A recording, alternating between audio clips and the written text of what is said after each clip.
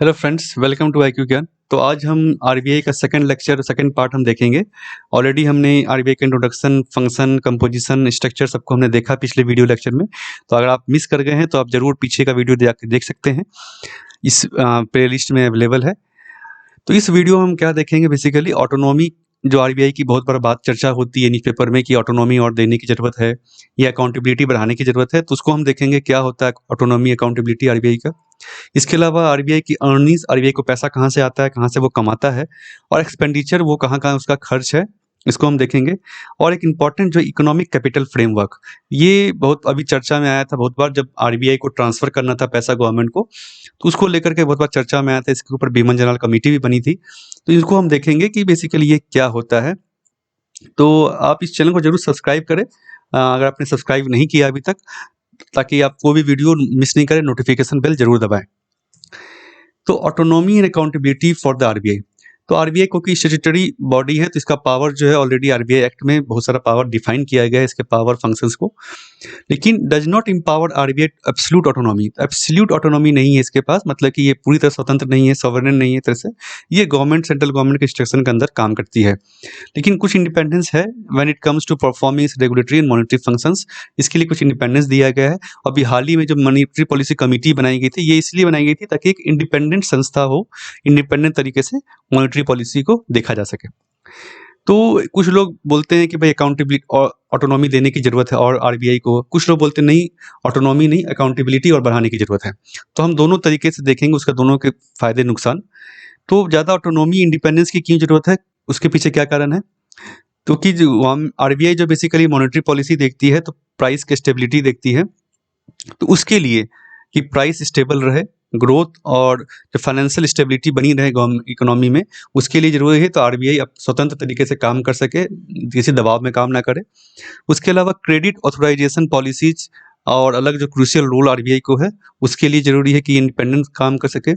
Macro economic stability, basically वही price stability या बाकी स्टेबिलिटी जो है, ताकि इकोनॉमिक ग्रोथ को हैम्पर नहीं हो। ऐसा नहीं गवर्नमेंट जो चाहे फिस्कल पॉलिसी में चाहे, या जो गवर्नमेंट चाहे, या अलग अलग गवर्नमेंट का अलग अलग एम होता है अलग अलग पार्टी का, तो वैसा नहीं हो कि उसके कारण आरबीआई उस हिसाब से मॉनेटरी पॉलिसी डिसाइड करे। आरबीआई को डिसाइड करना चाहिए, तो इसके लिए इंडिपेंडेंस की ज़रूरत है। Without such autonomy, government tends to prevail with इस policy of automatic monetization, lower rates, indiscriminate lending and so on. तो बहुत बार गवर्नमेंट का जो एम होता है कि भाई जो कॉर्पोरेट्स है या जो आ, यहाँ पे जो इंडस्ट्रीज है उनको पैसा मिले, फंड और मिले, कम रेट पर मिले, तो ये गवर्नमेंट का बहुत बार मोटिव होता है, ताकि वो वहाँ पे ग्रोथ दिखा सके, डेवलपमेंट कर सके। तो लेकिन ये बहुत बार जो है मैक्रो इकोनॉमिक फ्रेमवर्क से देखें, एक्सपर्ट फ्रेमवर्क से देखें, तो वो बहुत बार सही नहीं होता है। तो इन चीज़ों में ज़रूरी है कि आरबीआई को इंडिपेंडेंस रहे, ताकि वो अपने हिसाब से मॉनेटरी पॉलिसी के हिसाब से उस चीज़ को वो सोच सके, जो रेट है वो तय कर सके। अब दूसरी तरफ आता है कि अकाउंटेबिलिटी भी ज़रूरी है। भाई आरबीआई को हम स्वतंत्र तो नहीं कर सकते पूरी तरह से, तो अकाउंटेबिलिटी और ज़्यादा करने की क्यों ज़रूरत है? क्योंकि डेमोक्रेसी है हमारे यहाँ, तो sovereignty lie with the people. तो लोग जो है वो उनके पास पावर है। इसका कहने का मतलब है कि लोग जो है चुन के किसको देते हैं? एमपीज़ को, जो आपकी एमपीज़ हो गए, गवर्नमेंट हो गया, आपका काउंसिल ऑफ मिनिस्टर्स हो गए। तो ज़रूरी है कि इनके पास ज़्यादा पावर, क्योंकि इनको जो है जवाब देना पड़ता है लोगों को, चाहे वो 5 साल के बाद हो या जैसा भी हो। तो ये एमपीज़ जो हैं वो लोगों के प्रति जवाबदेह होते हैं, आरबीआई या उनके ऑफिसर्स नहीं। तो इसलिए ज़रूरी है कि ज़्यादा पावर जो है, सोवरेनिटी, जो ये जो पावर है, वो लोगों के पास रहे, यानी कि पार्लियामेंट या गवर्नमेंट के पास हो। तो parliament cabinet making all important policies, तो इसलिए इनको हक होना चाहिए डिसाइड करने का कि आरबीआई कौन सी पॉलिसी ले, क्या रेट तय करे। Monetary policy is integral policy, तो एक अलग पॉलिसी नहीं, मॉनेटरी पॉलिसी अलग नहीं फिस्कल पॉलिसी से या इकोनॉमिक पॉलिसी से। तो मॉनेटरी पॉलिसी भी एक उसी का पार्ट है।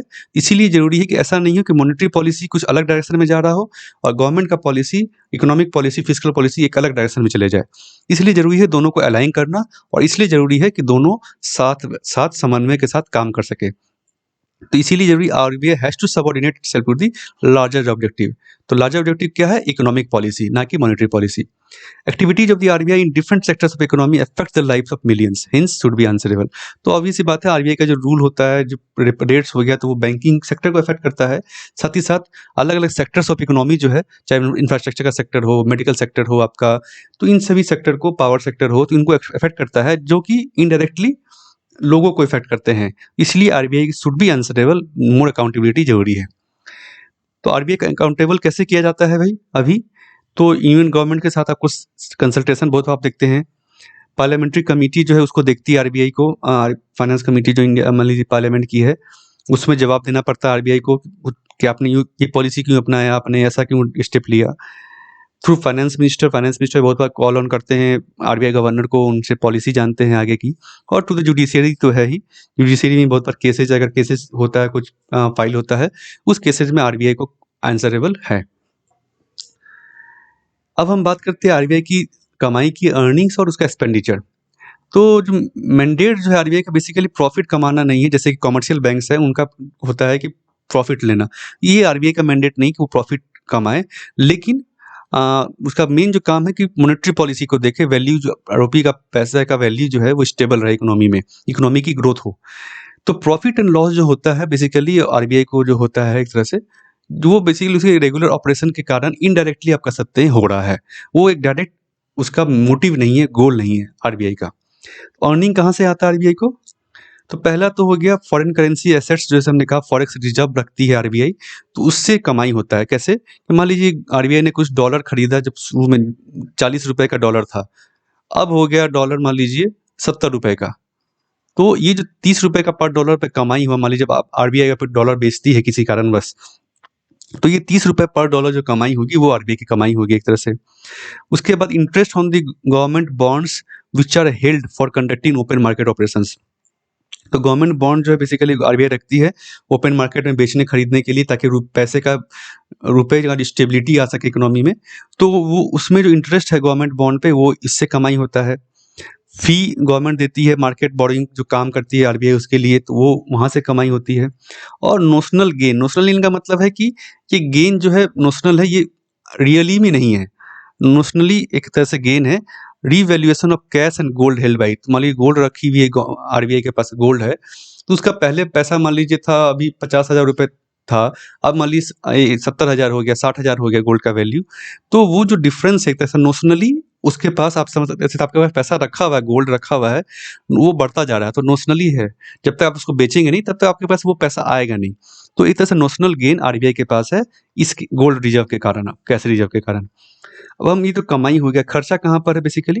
तो नॉर्मल जो ऐसे ऑफिस चलाने के लिए खर्चा होता है, मेंटेनेंस खर्चा, सैलरी वैली जो हो गई आपकी। उसके अलावा जो नोट का प्रिंटिंग होता है, उसी के अंदर सब्सिडियरी है, तो उसका प्रिंटिंग का कॉस्ट हो गया। और उसके अलावा कुछ पैसा जो वो कंटीजेंसी फंड में रखती है। कंटीजेंसी फंड जैसे कि नाम से आप समझ सकते हैं, कंटीजेंट काम में यूज होगा। मान लीजिए कुछ एमरजेंसी हो गया, कोई इमरजेंसी हो गया, उस समय पैसा चाहिए, मान लीजिए बैंक को फेल कर गई, बैंक चुका नहीं पा रही कर्ज अपना, या फिर जो डिपॉजिटर का पैसा वो डूब गया, तो उस केसेज में बेसिकली इसको रखा जाता है to act as a buffer against unexpected agency. तो कुछ अनएक्सपेक्टेड हो जाता है तो उसमें ये पैसा रखा जाता है उस केस के लिए, उस समय यूज किया जा सके। इसके अलावा जो आरबीआई को है टैक्स देना नहीं पड़ता उसकी कमाई के अंतर्गत, कोई भी अदर टैक्स। तो ये जो प्रॉफिट है पूरी तरह से टैक्स विदाउट टैक्स से है। उसकी आरबीआई जो सरप्लस क्यों रखती है, जैसे हमने कहा, if RBI over capitalize its rating will improve and so it can borrow at lower cost. तो अगर आरबीआई के पास अच्छा खासा पैसा रहेगा तो इसकी रेटिंग, जो इंटरनेशनल रेटिंग होती है हर इंस्टीट्यूट की, जैसे बैंक की भी आप रेटिंग देखते हैं, इनफैक्ट हमारे कंट्री का भी रेटिंग है, सोवरेन क्रेडिट रेटिंग। तो वो रेटिंग अगर अच्छा होगा तो इससे क्या होगा कि लोन लेने में आरबीआई को आसान रहेगा, बाहर के देशों से पैसा लेने में, इंटरनेशनल फाइनेंशियल इंस्टीट्यूशन से पैसा लेने में, और वो कम रेट पे उसको मिल जाएगा। If more dividend is given it flows into economy with may be inflation. तो अगर लेकिन आरबीआई अपने पास पैसा ज़्यादा नहीं रखती है, सरकार बोलती नहीं हमें पैसा दे दो, बाकी जितना आपके पास एक्स्ट्रा पैसा है डिविडेंड के तौर पे, तो इससे क्या होगा, सरकार में यानी इकोनॉमी में पैसा ज़्यादा आ जाएगा। उससे क्या हो सकता है कि पैसे इन्फ्लेशन आ सके, इन्फ्लेशन का चांसेज है। और it is backdoor monetization of deficit. तो ये बहुत बार जो है गवर्नमेंट यूज करती है डिविडेंड का, कि भाई आरबीआई का आपने देखा होगा कुछ साल पहले भी फोर्स किया था एक तरह से, गवर्नमेंट ने कहा कि आपको पैसा जो बाकी है आपको सरकार को देना होगा डिविडेंड के तौर पे, आप रख नहीं सकते अपने पास। ये क्या है बेसिकली, गवर्नमेंट अपना क्या करती है, जो डिफिसिट है गवर्नमेंट का उसको वो गवर्नमेंट कम करने की कोशिश करती है इन पैसों से। ये एक तरह से गलत भी है कि ये ना गवर्नमेंट के पास और रिवेन्यू जनरेट नहीं कर पा रही गवर्नमेंट, और वो डेफिसिट जो है गलत तरीके से, बैकडोर तरीके से अपने डेफिसिट को कम कर रही है, कम घटा रही है। इसी से रिलेटेड एक टर्म है इकोनॉमिक कैपिटल फ्रेमवर्क, ईसीएफ, और जिसके अंतर्गत फंड को गवर्नमेंट को ट्रांसफर करती है आरबीआई। तो इसके लेकर के बहुत सारा न्यूज आया था, तो इसको मैं बता दूं। After allotting money to capital reserve, जो हमने देखा कंटीजेंसी रिजर्व, कैपिटल रिजर्व जो है, उसके बाद जो रिमेनिंग इनकम होता है आरबीआई का, ये गवर्नमेंट को वो ट्रांसफर कर देती है एज ए प्रॉफिट डिविडेंड के तौर पर। क्योंकि गवर्नमेंट जो बेसिकली शेयर होल्डर है आरबीआई में, आरबीआई एक्ट के अंतर्गत, फॉर एडजस्टिंग और determining the central bank capital reserve in accordance with its needs, central bank have a methodology call economic capital framework. तो ये कैपिटल फंड में कितना रखना है, कैपिटल रिजर्व कितना होना चाहिए, 1 लाख करोड़, 2 लाख करोड़ कितना होना चाहिए, तो वो डिफाइन करने के लिए एक मेथोडोलॉजी है जिसको कहते हैं हम इकोनॉमिक कैपिटल फ्रेमवर्क। इस मेथड के थ्रू इंटरनेशनल पैरामीटर है, एक तरह से आप कह सकते हैं, इंडियन का नहीं है, सिर्फ इंटरनेशनल पैरामीटर, हर कंट्री अपने हिसाब से उसको चेंज करती रहती है। तो इस हिसाब से, इस मेथड के हिसाब से ही आरबीआई जो है कैपिटल रिजर्व में अपना पैसा रखती है या चेंज करती है। इससे क्या basically reflect the capital that is that an institution needs to hold as a counter against unforeseen risk or events और losses in future। तो एक तरह से एग्जिजेंसी का लिए फंड रखना है कि खुदा न खास्ता आगे कुछ हो जाए बैंकिंग स्ट्रक्चर को या हमारी इकोनॉमी को या किसी बैंक के फाइनेंस को, उस केस में कितना पैसा रखना चाहिए, तो वो इस फ्रेमवर्क के थ्रू तय होता है। ऑब्जेक्टिव रूल बेस्ड मेथोडोलॉजी है, एक मेथड है for determining the appropriate level of risk. तो रिस्क आकलन करने का कि पुरानी हिस्ट्री को देख करके आप आगे का रिस्क आकलन करते हैं, ग्लोबल इकोनॉमी को देख करके, फुल प्रूफ नहीं है लेकिन इस हिसाब से आप जो है कैपिटल अपना बचाते हैं, बताते हैं कि कितना हमें रखना है पैसा। ये जो इकोनॉमिक कैपिटल है इसका 2 पार्ट है बेसिकली, 2 इसमें पार्ट है, एक है रियलाइज्ड इक्विटी और रीवैल्यूएशन रिजर्व। तो रीवैल्यूएशन जो रिजर्व होगा बेसिकली नोशनल, जैसे मैंने कहा, जैसे गोल्ड आपके पास पड़ा हुआ है, उसका पैसा बढ़ गया लेकिन वो नोशनल है आपके पास, वो बेचा नहीं आपने, वो पैसा आपने लिया नहीं। तो नोशनल गेन जो होता है वो रीवैल्यूएशन, मतलब कि आपके पास आरबीआई के पास डॉलर था, इसका वैल्यू जो है जैसे मैंने कहा 40 रुपए से 70 रुपए हो गया पर डॉलर का वैल्यू। तो ये नोशनल जो है गेन हो गया, रीवैल्यू हो गया, डॉलर का वैल्यू था वो चेंज हो गया, तो इसके कारण आरबीआई के पास एक प्रॉफिट पड़ा हुआ है।